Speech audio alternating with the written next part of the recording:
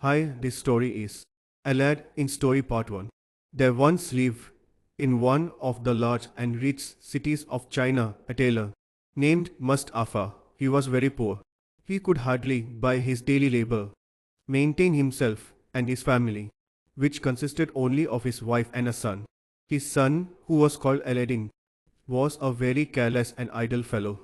He was disobedient to his father and story of Aladdin mother, and would go out early in the morning and stay out all day, playing in the streets and public places with idle children of his own age. When he was old enough to learn a trade, his father took him into his own shop and taught him how to use his needle.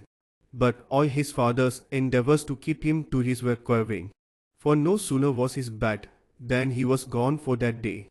Mustafa chastised him, but Aladdin was incorrigible, and his father, to his great grief, was forced to abandon him to his idleness, and was so much troubled about him that he fell sick and died in a few months.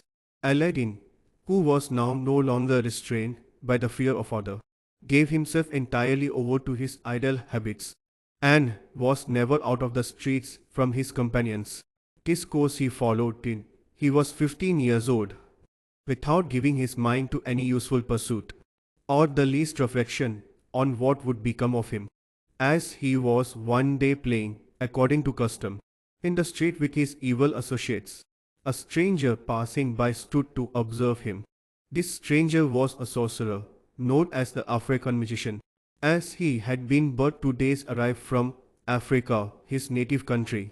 The African magician, observing in Aladdin's countenance something which assured him that he was a fit boy for his purpose, inquired his name and history of some of his companions, and when he had learned all he desired to know, went up to him, and taking him aside from his comrades, "Child, was not your father called Mustafa the tailor?"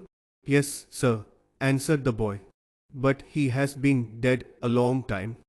At these words the African magician threw his arms about Aladdin's neck, and kissed him several times, with tears in his eyes, and said, "I am your uncle.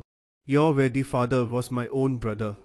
I knew you at first sight, you are so like him."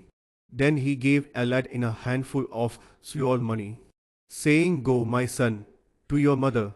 Give my love to her, and tell her that I will visit her tomorrow, that I may see where my good brother lives so long," and ended his days.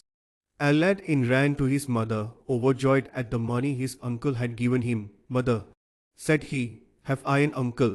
"Child," replied his mother, "you have no uncle by your father's side or mine." "I am just now come," said Aladdin, "from a man who says he is my uncle and my father's brother.